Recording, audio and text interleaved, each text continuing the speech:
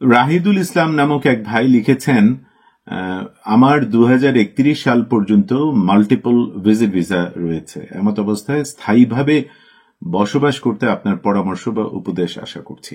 ভাই, আপনাকে ধন্যবাদ। প্রথমেই মনে রাখবেন যে কানাডার ভিজিট ভিসার সাথে স্থায়ীভাবে বসবাস করার কোনো কানেকশন নেই, এবং সরকারের সাইটে গিয়ে একটু পড়াশোনা করলে, আমি স্ক্রিনে দেখাচ্ছি গভর্নমেন্ট সাইট, সেখানে গিয়ে পড়াশোনা করুন। আমি সব থেকে ডিপেন্ডেবল সাইটগুলোর একটা সিআইসি নিউজ, আমি সেটাও স্ক্রিনে দেখাচ্ছি। এই সমস্ত জায়গায় গিয়ে প্রতিনিয়ত খোঁজ খবর রাখুন, পড়াশোনা করুন, তাহলে জানবেন। ভিজিট ভিসা মানে হলো আপনি এসে 6 মাস সর্বোচ্চ কানাডাতে থাকতে পারবেন, কোন রকম কাজের অনুমতি থাকবে না, আপনার কাজ করার পারমিশন থাকবে না। যেটা আপনি করতে পারবেন সেটা হচ্ছে যে এসে আপনি নিজে এক্সপ্লোর করে গেলেন, ফিজিবিলিটি স্টাডি করে গেলেন। সাপোজ আপনি পরবর্তীতে পড়াশোনা করতে চান, তাহলে যেই প্রভিন্সে পড়াশোনা করতে চান সেই প্রভিন্সের সেরা কিছু ইনস্টিটিউট নিজে দেখে গেলেন। ওদের সাথে যদি ইন পার্সন কোনো অ্যাপয়েন্টমেন্ট নেওয়া যায় সেটা নিয়ে সবকিছু জেনে গেলেন। আপনি যদি এখানে কোনো স্মল বিজনেস করতে চান এন্টারপ্রেনার হিসেবে, একইভাবে এসে যে প্রভিন্সে করতে চান। প্রাসঙ্গিকভাবে বলে রাখি যে এখন কানাডার 10টা প্রভিন্সের মধ্যে সব থেকে কম বিনিয়োগে ইনভেস্টমেন্ট করা যায় হচ্ছে আলবার্টা প্রভিন্সের রুরাল এন্টারপ্রেনারশিপ প্রোগ্রামটায়। আমি সেই প্রোগ্রামেরও গভর্নমেন্টের সাইটটা এখানে দেখাচ্ছি, এটা খুঁজে বের করে এটার উপর বিস্তারিত পড়াশোনা করুন। আপনি যদি এখানে কোনো জব করতে চান, তাহলে এসেই in the first place again আপনার টার্গেটেড প্রভিন্স সিটিতে এসে জবের অবস্থা নিজে দেখে যান। দু একটা জায়গায় চেষ্টা করুন যেগুলোর বিজ্ঞাপন আছে, আপনি বলুন যে আপনি এখানে বেড়ানোর জন্য ভিজিটে এসছেন, ওরা যদি অনুমতি দেয় আপনি ইন পার্সন ইন্টারভিউ দিয়ে যেতে চান। সিস্টেমটা কানাডার আইন বলছি, আইনটা হলো আপনি কোনো একটা জব অফার, এলএমআই অ্যাপ্রুভড একটা জব অফার পেয়ে গেল, আপনাকে কিন্তু আবার কানাডা ছাড়তে হবে। কানাডা ছেড়ে গিয়ে তারপরে আপনি নতুন করে ওয়ার্ক পারমিটের অ্যাপ্রুভালের আবেদন করে অ্যাপ্রুভালটা নিয়ে আবার কানাডায় প্রবেশ করবেন। মনে রেখেন মাঝখানে একটা এক্সেপশন ছিল, এক্সেপশন কিন্তু এক্সাম্পল না। এক্সেপশন ছিল প্যান্ডেমিক পিরিয়ডে 2020 থেকে 22 পর্যন্ত, এই সময়টা পর্যন্ত একটা এক্সেপশন ছিল যে যারা কানাডার মধ্যে আটকা পড়ে গেছে তাদের যদি এলএমআই অ্যাপ্রুভ জব অফার থাকে কিংবা এক্সটেনশনের জন্য কিংবা জব অফার পায়, তাহলে কানাডার মাটিতে বসেই তারা মানবিক কারণে তখন আবেদন করতে পারত। এখন কিন্তু এটা পারে না। সরকারের আইন বলছি, এগেইন একটু সরকারের পেজে গিয়ে পড়াশোনা করলেই এগুলো জেনে যাবেন। সুতরাং ভিজিট ভিসায় এসে আমি কিভাবে স্থায়ী হয়ে যেতে পারি, এই দুটোকে মেলানো যাবে না। আপনাকে সামনে রেখে যাদের বেলায় প্রযোজ্য, যারা এই জাতীয় চিন্তা করেন তাদের সবার উদ্দেশ্যে বলছি। তাছাড়া এই চিন্তায় থাকলে পরে মানে খুবই আশঙ্কা আছে, ভয় আছে যে আপনি একজন প্রতারকের খপ্পরে পড়ে যাবেন নিশ্চিতভাবে, এবং সেই প্রতারক এই সমস্ত বলে আপনাকে নকল চাকরির প্রলোভন দেখিয়ে বিপদে ফেলবে আপনাকে।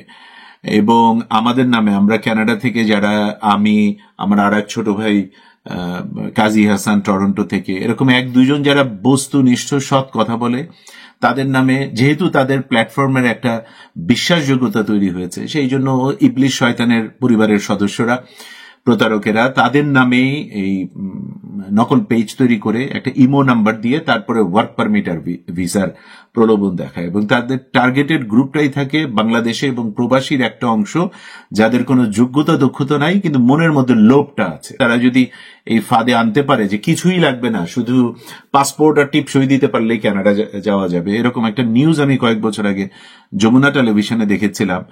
এক প্রতারককে ধরা হয়েছে যে বাংলাদেশ থেকে 20,000 মানুষের টাকা পয়সা নিয়ে নিয়েছে তাদের মেডিকেল করাবে বলে, এবং তাদের বলেছে যে পাসপোর্ট থাকলেই হবে, কি বলে টিপসই দিতে পারলেই হবে। তো যেই দেশে এই জাতীয় মানুষ থাকে একটা অংশে, সেই দেশে প্রতারণার, সব রকম প্রতারণার বাণিজ্যই তো রমরম। আপনি নিশ্চয়ই সেটা করবেন না, এবং আপনাকে সামনে রেখে যাদের বেলায় প্রযোজ্য তাদের জন্য বলছি যে ইন দ্য ফার্স্ট প্লেস মনে রাখবেন যে কানাডা বিষয়ে কোনো একটা প্রোগ্রামে আপনি কোয়ালিফাই করতে চাইলে সেই প্রোগ্রামের রিকোয়ারমেন্ট অনুযায়ী 100% আপনার যোগ্যতা দক্ষতা লাগবে। 100%-এর মতো কোনো বিকল্প নাই। কানাডার ভেতর থেকে আর বাইরে থেকে কেউ যদি আপনাকে কখনো বলে আপনাকে জব দেবে, আপনাকে ভিসা পাইয়ে দেবে, আপনি বুঝবেন যে সে একদম সর্বৈব মিথ্যা কথা বলছে এবং আপনি একটা বিপদে পড়তে যাচ্ছেন। এবং সেটার জন্য যদি আপনি চুপি চুপি গোপনে কোনো টাকা পয়সার লগ্নি করেন, তাহলে এক তো নিজের ক্ষতি করলেন, 2 নাম্বার হচ্ছে বাংলাদেশ এবং কানাডা 2 দেশের আইনে আপনি একটা অপরাধ করলেন। সুতরাং আইনি ভাবেও আপনি অপরাধে জড়িত হবেন যদি এরকম কোন লেনদেন কোন ইবলিশ শয়তানের আত্মীয় স্বজনের সাথে করেন। আমার ফেসবুক পেজটা verified, LinkedIn verified, YouTube channel verified. আমি দেখাচ্ছি স্ক্রিনে। দয়া করে কানাডা বিষয়ে বস্তুনিষ্ঠ সৎ তথ্য পেতে চাইলে এই ভেরিফাইড প্ল্যাটফর্মে থাকুন, একমাত্র ফেসবুকের সাথে থাকুন, লিঙ্কডইনে আমাকে যুক্ত করতে পারেন, ইউটিউব ফলো করুন এবং দয়া করে এই প্রতারকদের পেজ থেকে, নকল পেজ থেকে, কানাডার ভেতর থেকেও যদি কেউ আপনাকে বলে সে আপনাকে জব পাইয়ে দেবে বিনিময়ে টাকা পয়সা, ভিসা পাইয়ে দেবে বিনিময়ে টাকা পয়সা, আপনি মনে রাখবেন সে একটা ক্রিমিনাল। কানাডার আইনে সে দণ্ডনীয় অপরাধ করছে এবং এইটা প্রমাণ হওয়া মাত্র সে আইনের আওতায় আসবে, শাস্তির আওতায় আসবে এবং আপনিও সেই রকম একটি অপরাধী আইনে যুক্ত হতে যাচ্ছেন। সুতরাং আমাদের এই সত্য তথ্য, বস্তুনিষ্ঠ এই ভিডিওগুলো, কমেন্টগুলো আমাদের প্ল্যাটফর্মে মানুষের সাথে শেয়ার করুন। সত্য তথ্য, উপকারী তথ্য শেয়ার করাও একটা সাদাকা। ভাইটির জন্য শেষ কথা হচ্ছে, আপনার জন্য অনেক অনেক দোয়া। আপনি আপনার যোগ্যতা দক্ষতা অনুযায়ী একটা প্রোগ্রামকে বেছে নিন এবং সেই প্রোগ্রামে যা যা রিকোয়ারমেন্ট সেই অনুযায়ী নিজেকে সময় দিয়ে প্রস্তুত করুন এবং কিভাবে কর্ম পরিকল্পনা করবেন, কিভাবে আগাবেন, এগুলো হাতে কলমে বুঝে নেওয়ার জন্য কানাডার সরকারের লাইসেন্স প্রাপ্ত একজন রেগুলেটেড কানাডিয়ান ইমিগ্রেশন কনসালটেন্টের সাথে যুক্ত হন। যারা বিভিন্ন প্রোগ্রাম দিয়ে এই বছর কানাডার জন্য চেষ্টা করছেন তাদের জন্য অনেক অনেক দোয়া। দয়া করে অস্থির হবেন না, দয়া করে ধৈর্য হারা হবেন না। সঠিক পথে থেকে, বৈধ পথে থেকে নিজেকে পর্যাপ্ত সময় দিয়ে প্রস্তুত করে কানাডার জন্য নিজে আবেদন করুন। আবেদনের সহায়তা লাগলে একজন আরসিএসি সহায়তা নিন, এর মাঝামাঝি কিছু নেই। সময় দেওয়ার জন্য অনেক ধন্যবাদ। ভিডিওর আলোচনা উপকারী মনে হলে দয়া করে আপনার সোশ্যাল প্ল্যাটফর্মে এটা শেয়ার করে অন্য আরেকজনকে উপকৃত হতে সহায়তা করুন।